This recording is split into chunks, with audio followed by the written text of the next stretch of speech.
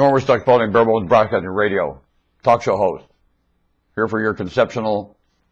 You don't need to see my face. Oftentimes when I get to reminiscing with you, the time will move on more than I realize as I move adjacent. Everything in my mind, though, is camera. Remember this, we live with a camera. There's a time delay in our head. You are not living spontaneously, and I like spontaneity. I like setting up myself that I can come off the top of my head. I never have to worry about my behavior. When I structure myself in my mind, I am able to behave spontaneously and not worry about my behavior. Who else works on that? Who else would work on that when you come off the top of your head, you follow orders and keep yourself together and follow the structure? Who would train their people that way? Who? And some of them are taught to keep rapport coming off the top of their head at the greatest of pressure. Who would do that?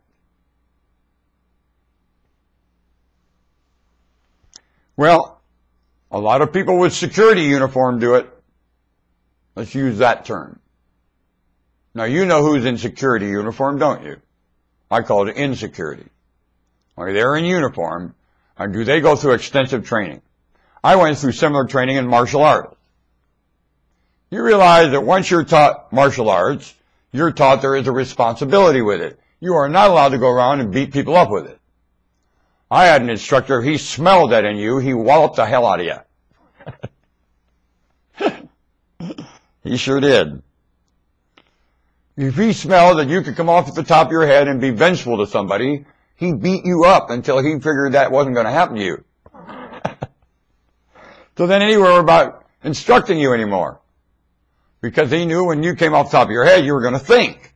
Good. Now he can teach you a few things. Quite a wonderful instructor, I think. When I remember that instructor, I'll tell you. I find so many people aren't instructed near as well.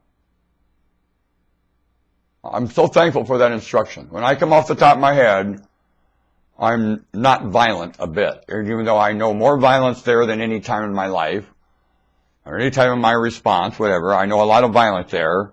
It's probably the calmest time in my head I have. It's like that movie in Gladiator when you're in a dream and things are stretched way out, slow. And you're thinking very quick, but the movie's moving very slow because it's very thought out. And that's because of that instructor. And I find that priceless. It keeps me from jumping off bridges and hurting people and hurting myself, or just plain saying something that I shouldn't say. It keeps me cross-examining my thoughts. Everything going through my mind is cross-examined, and of course, violence and hurt is long. It doesn't even get there. You're in a whole different position and posture in your mind of how to handle anything. It's like standing in front of a bus, and you have more time to get out of the way because you've got more time to consider, is that bus going to run over you? And that happened to me one time with TriMet. And I had to stood there another second, of course, I'd be dead right now. And then the driver, so shocked that he killed me and that I was still living, chewed me out for being in front of him. Now, I don't know what was going on when he was plowing down that road and I was standing in the middle of it trying to get him to stop. I'll never know. This much I know, had I not moved, I would not be here right now. And God knows what that man would have used for an excuse for killing me. And TriMet didn't want to take any liability for it. The man might be still driving a bus. I don't know. He is exceedingly dangerous. For one reason or another, that man killed me. I failed to admit that. Now, I've had other drivers do that, and they admitted it, and it was never said much about it. It was a normal mistake. I accepted it. They accepted it. They learned a lesson by it, I'm sure, as I did. In this case, here's why I stood there so long. I'm used to getting the bus there all the time. The visibility was daytime and extremely visible. Again, thought there's just got to be some communication problem here. I'll hang out and make sure he understands, or she, who's ever driving the bus, I don't know, when I'm standing in front of it and it's barreling at you at 50 miles an hour. I just thought maybe they need to see me another second. They never did see me.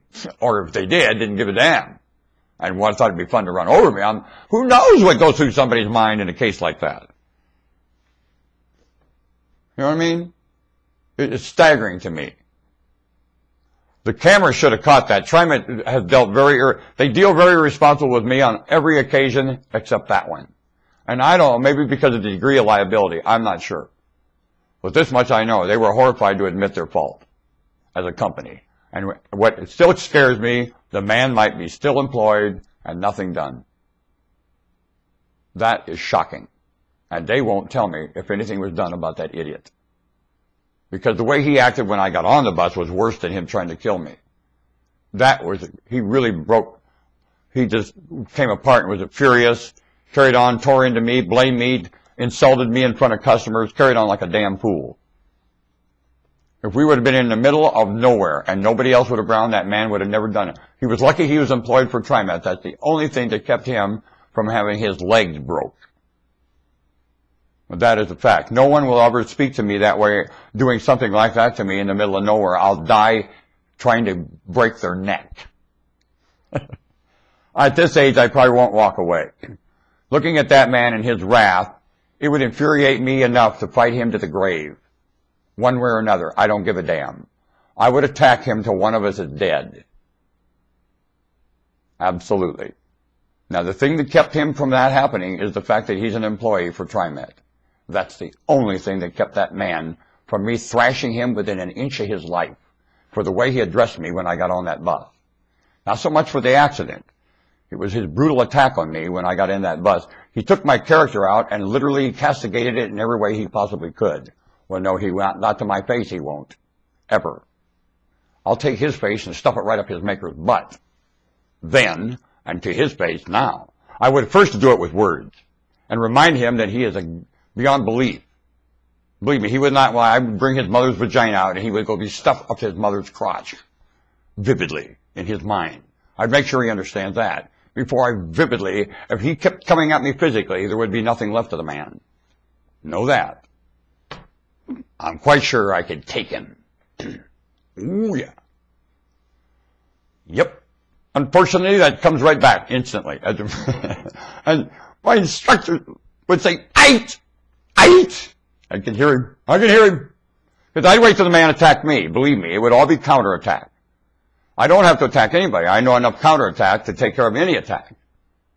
So that's what the man taught me. I'll teach you counterattack that no matter how they attack you, you can kill them. That's what he said. Wonderful man. He said, they have no business attacking you, and I'll teach you a counterattack that no matter how they attack you, you can kill them. This is a wonderful man. He is.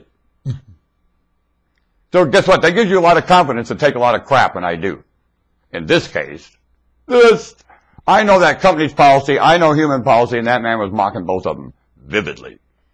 So he would, I'd break his legs, so what?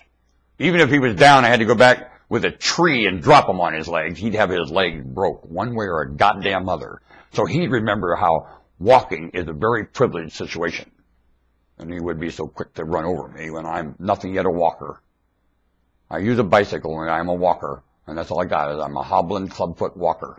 And how goddamn dare him, that petrol-using pile of malarkey, seeking a check, scowl me like that. He's a hypocrite and never walked a penny in his life. He can go to hell in a handbasket.